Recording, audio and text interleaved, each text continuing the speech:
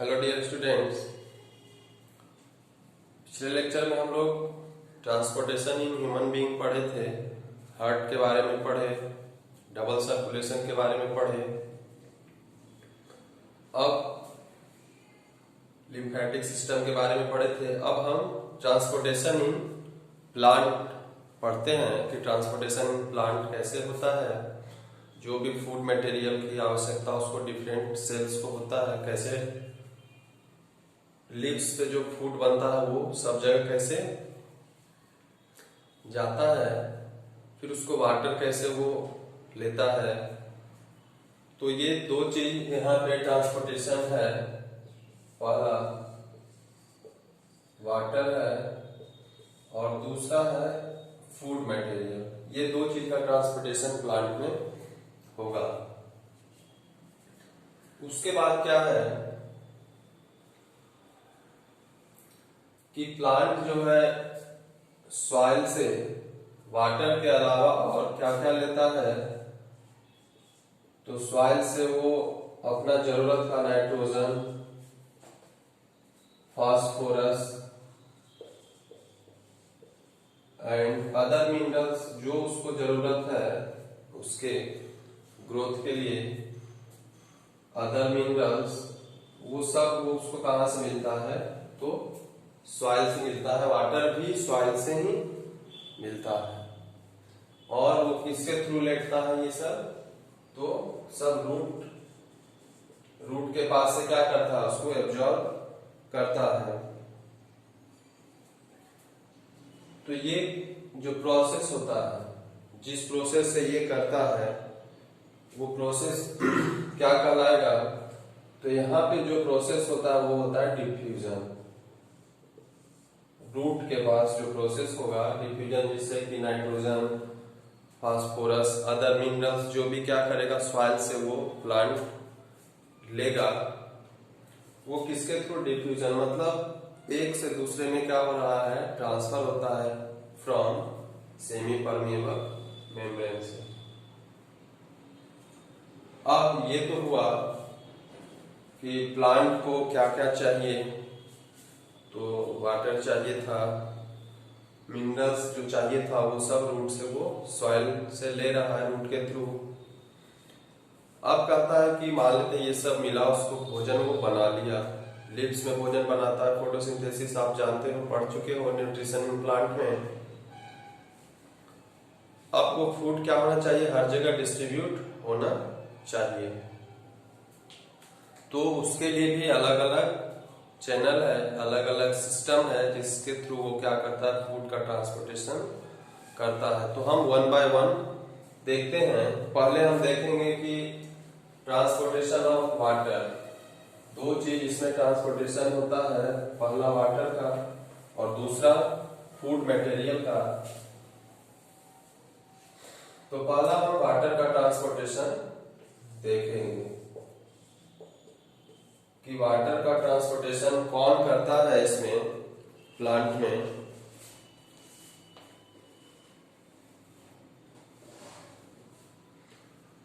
तो कहता है कि जाइलम में, आप 9th में पढ़े होंगे, जाइलम का 4 टाइप होता है: ट्रेकियार्ड, वेसल्स, जाइलम पैरेन्काइमा और जाइलम फाइबर। ये 4 टाइप्स आप पढ़े हो। तो यहाँ पे दो पार्टिसिपेट करता है, एक है वेसल्स और दूसरा है ट्रेकियार्ड्स। ट्रेकियार्ड और वेसल दोनों जो है ये रिस्पॉन्सिबल है किसके लिए? ऑफ कहाँ है? Root, stem and leaves.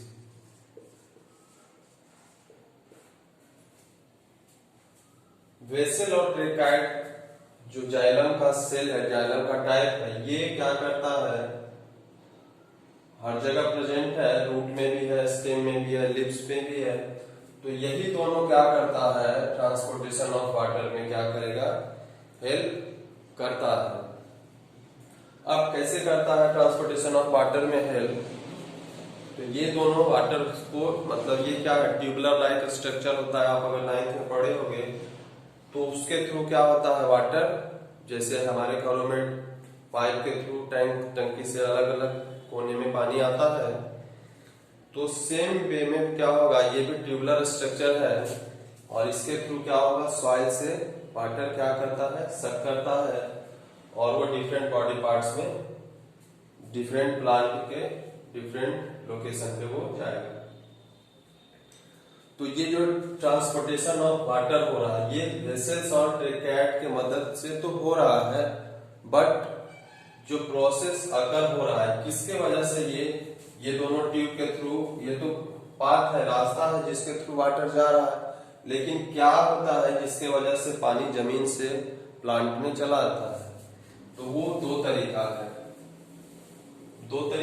पहला क्या है, पहला होता है आयन डिफरेंस। पहला क्या है, फर्स्ट है आयन डिफरेंस। आयन डिफरेंस क्या है,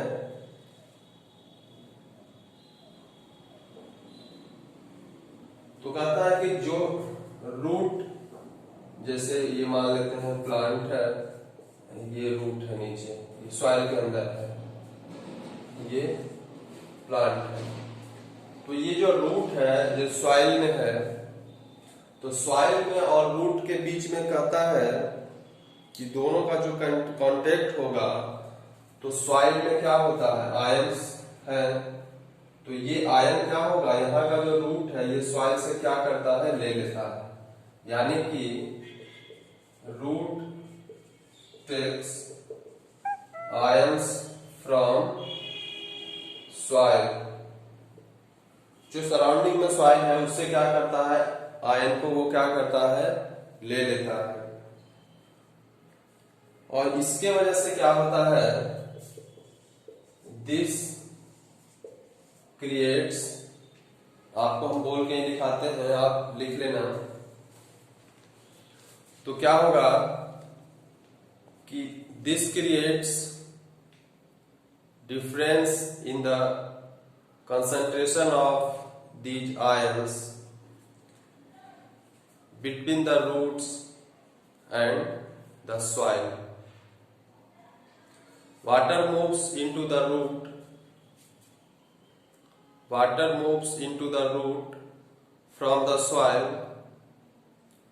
Water moves into the root from the soil to eliminate this difference. This means that there is a steady movement of water. This means that there is a steady movement of water into root xylem, creating a column of water that is steady pushed upward. मतलब ये क्या कहता है कि अभी यहाँ पे surrounding में रूट क्या किया है, सॉइल से आयन कुछ ले लिया। अब आयन ले लिया तो कहता है कि अब आयन डिफरेंस क्रिएट हो गया, कुछ आयन इसमें भी है कुछ सॉइल में भी, आयन डिफरेंस जो क्रिएट होगा, तो उस आयन डिफरेंस को फिलअप करने के लिए, मेंटेन करने के लिए क्या होगा, यहाँ सॉइल में जो वाटर है उसका क्या होने लगेगा, सक्शन होने लगेगा, सक करने लगेगा। सक्शन माने वो वाटर क्या होगा, ऊपर की ओर जाने लगेगा, ताकि जो आयन डिफरेंस यहाँ पे क्रिएट हुआ है वो क्या हो सके, बैलेंस हो सके, और इस तरीके से क्या होगा, वाटर सॉइल से रूट में चला जाता है। और अब रूट के पास चला गया वाटर, अब कहता है कि रूट से ये जो आयन डिफरेंस है, आयन डिफरेंस में इतना पावर नहीं है कि प्लांट, कोई छोटा प्लांट भी होता है, कोई बहुत बड़ा पेड़ होता है, जैसे कोई छोटा आप फूल फ्लावर लगाते हो गमला में, वो भी है प्लांट, कोई बहुत बड़ा पेड़ है, आम का पेड़, बरगद सबसे बड़ा पेड़ है, तो कह रहा है कि ये जो आयन डिफरेंस है ना, ये जो छोटा छोटा प्लांट है उसके लिए सफिशियंट है, लेकिन प्लांट अगर बहुत बड़ा हो गया तो केवल आयन डिफरेंस से क्या होगा, टिप तक जाना चाहिए। हर हिस्से में वाटर की आवश्यकता है, हर हिस्से में जाना चाहिए। एक छोटा पेड़ है, एक बड़ा पेड़ है, छोटा पेड़ में आयन डिफरेंस है तो वो पूरा कर दिया, लेकिन जो बड़ा बड़ा बहुत बड़ा पौधा पौधा नहीं पेड़ हो गया, उसमें क्या कहता है कि उसमें आयन डिफरेंस से क्या होगा, जरूरत पूरा नहीं होगा। तो दूसरा तरीका इसके लिए है, और वो है क्या, तो वो है ट्रांसपीरेशन। क्या है, ट्रांसपीरेशन। अब ट्रांसपीरेशन क्या है, तो ट्रांसपीरेशन का डेफिनेशन कभी कभी आता है कि the loss of water, the loss of water in the form of vapour, in the form of vapor from the axial part of the plant, from the axial part of the plant is called transpiration, is called transpiration। तो ये transpiration हुआ कि loss of water in the form of vapour from the axial. Axial मतलब जो सबसे top part है, मतलब सबसे ऊपर पार्ट है, उस लिप से क्या होगा, ट्रांसपिरेशन होता है, वाटर का लॉस होता है, वेपर के फॉर्म में वो एटमॉस्फेयर पे में चला जाता है, जिसके वजह से पेड़ के नीचे क्या होता है, हमको ठंडा लगता है। तो ये प्रोसेस ही क्या कहलाता है, ट्रांसपिरेशन होता है। तो इससे क्या होता है, ये सबसे ऊपर लेवल से क्या हो रहा है, वाटर का लॉस हो रहा है, और जब ऊपर से वाटर का लॉस होगा तो उसका जरूरत क्या होगा, नीचे से पूरा होगा। तो जब ऊपर एक तरह से जब ऊपर से वाटर का लॉस होगा तो एक सक्शन क्रिएट होगा। सक्शन मतलब ऊपर वाटर खत्म हो गया, नीचे वाटर है, तो सक्शन क्रिएट होगा तो क्या होगा, नीचे से वाटर का मूवमेंट ऊपर होने लगेगा। किसमें, ट्रेकियार्ड और वेसल्स में। ट्रांसपोर्ट तो उसी में होगा, बट प्रोसेस अलग अलग हो जाता है। एक आयन डिफरेंस से स्लाइड कुछ दूर तक जाता है, और ट्रांसपिरेशन से क्या होगा, वो हर हिस्से में क्या होगा, चला जाएगा। तो ट्रांसपिरेशन का पहला काम होता है, कभी कभी ये आता है कि ट्रांसपिरेशन का यूज बताइए क्या होता है। तो पहला ट्रांसपिरेशन का यूज है, it creates the suction which enables the transport of water from root to shoot। ये रूट है और इसको शूट कहते हैं, मतलब टिप, सबसे टॉप पोजीशन पे। From root to shoot provide, क्या ये पहला काम है, क्या, transportation of water from root to shoot. और दूसरा काम इसका क्या है, it helps in temperature regulation, temperature regulation. मतलब यहां से चारों तरफ वाटर क्या हो रहा है, इवेपोरेट होगा, तो क्या होगा, आसपास के सराउंडिंग को क्या करेगा, वो अपने आसपास के सराउंडिंग को या अपने नीचे सराउंडिंग को क्या करेगा, वो ठंडा कर देगा। तो टेम्परेचर रेगुलेशन में भी इसका यूज आता है। अगर आपसे पूछ दे कि ट्रांसपिरेशन का क्या क्या क्या फायदा है, प्लांट ट्रांसपिरेशन से क्या क्या करता है, क्या क्या यूज है उसके लिए, तब ये हुआ। और अगर ये पूछे कि दो तरीका बताइए जिसमें जिस कारण से जिस वजह से वाटर का ट्रांसपोर्टेशन होता है, तो पहला आयन डिफरेंस है और दूसरा ट्रांसपिरेशन होगा। पहला आयन डिफरेंस होगा और दूसरा ट्रांसपिरेशन होगा। और ये दो तरीका से क्या होता है, हमारा वाटर का ट्रांसपोर्टेशन होगा। और वाटर का ट्रांसपोर्टेशन केवल एक डायरेक्शन में होगा, टॉप डायरेक्शन में होता है, इस डायरेक्शन में होगा। तो ये जाइलम में जो होता है, जाइलम में यूनिडायरेक्शनल होगा, मतलब इधर से इधर की ओर ही जाएगा। ऐसा नहीं कि वाटर फिर उधर से यहाँ पे रूट में आ जाएगा, ऐसा नहीं होगा, एक ही डायरेक्शन में चलेगा। लेकिन आगे हम जब पढ़ेंगे ट्रांसपोर्टेशन ऑफ फूड में, तो फूड क्या होगा कि फूड मटेरियल कुछ यहाँ से लेगा, लेकिन फिर से रूट को भी तो बढ़ने की आवश्यकता होगी। अभी आगे हम बताएंगे उसमें। आप ये ध्यान रखोगे कि ट्रांसपोर्टेशन ऑफ वाटर जो होता है जाइलम में होता है वो यूनिडायरेक्शनल होगा, मतलब फ्रॉम रूट टू शूट होगा, not from shoot to root. ये रूट टू शूट होगा। तो ये हमारा transportation of water in plant हुआ।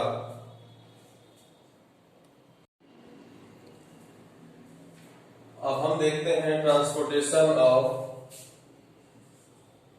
Food in plants. Transportation of water in plant हम देख लिए। Transportation of food in plant, तो फूड मटेरियल प्लांट में क्या क्या हो सकता है। तो फूड मटेरियल पहला ये हुआ, पहला ग्लूकोज होता है जो कि प्रोडक्ट ऑफ फोटोसिंथेसिस है। Product of photosynthesis, photosynthesis reaction आप पढ़ चुके हो। CO2 plus H2O chlorophyll sunlight के प्रेजेंस में ग्लूकोज और ऑक्सीजन बनाता है। तो ऑक्सीजन तो वो डिफ्यूजन के थ्रू बाहर कर देता है, और ग्लूकोज क्या है, वो एनर्जी है, तो वो हर सेल तक पहुंचना चाहिए प्लांट के, तभी तो प्लांट का क्या होगा, ग्रोथ हो पाएगा। रूट से लेकर के स्टेम, लीव्स, हर जगह, each and every part of the plant. तो पहला जो प्रोसेस है, पहला जो फूड का टाइप्स है वो ग्लूकोज है, वो ट्रांसपोर्ट होना चाहिए। तो उसके ट्रांसपोर्टेशन को एक स्पेशल नाम दिया गया है, वो है ट्रांसलोकेशन। ट्रांसलोकेशन कहता है the transfer of soluble product of photosynthesis in vascular tissue phloem. Phloem के थ्रू फूड का क्या होगा, ट्रांसपोर्टेशन होगा, इज कॉल्ड ट्रांसलोकेशन। और ये फ्लोएम में भी किसके किसके थ्रू होगा,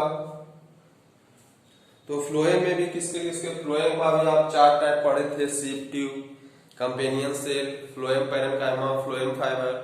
तो यहाँ पे जो दोनों भाग लेता है वो एक है सीप ट्यूब लेता है, और दूसरा कौन लेगा भाग, तो दूसरा लेगा कंपेनियन सेल। ये दोनों, जैसे वहां पे ट्रिकाइड वेसल्स जाइलम के लिए ट्रांसपोर्टेशन ऑफ वाटर में टेक पार्ट किया था, तो यहाँ पे ट्रांसपोर्टेशन ऑफ फूड में फ्लोएम टेक पार्ट करता है। और उस फ्लोएम का 2 टाइप, फ्लोएम का 4 टाइप होता है, लेकिन उसका ये दोनों टाइप सीप ट्यूब और कंपेनियन सेल, ये दोनों क्या करेगा, ट्रांसलोकेशन में हेल्प करता है। तो पहला चीज हुआ ग्लूकोज, जो कि फोटोसिंथेसिस लिप्स में बन रहा है, लिप्स से हर जगह जाना होगा, तो वो क्या करेगा, ये इसके थ्रू जाएगा। और दूसरा उसके अलावा कुछ एमिनो एसिड है, नाइट्रोजनस प्रोडक्ट होता है एमिनो एसिड, और कुछ और सब्सटेंस जो कि प्लांट के ग्रोथ के लिए आवश्यक है।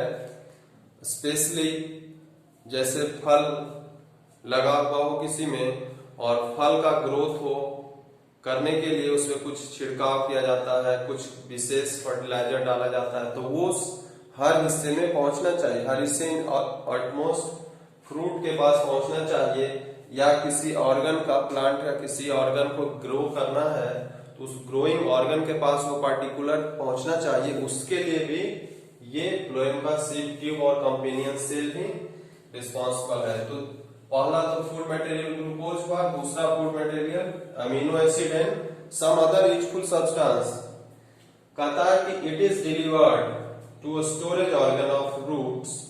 Storage organ of root, root में लेग्यूमिनस प्लांट में आप देखोगे कि अगर उसका रूट उखाड़ते हो तो नोड्स उसमें होता है, तो वहां पे क्या होता है, नाइट्रोजन जमा होता है।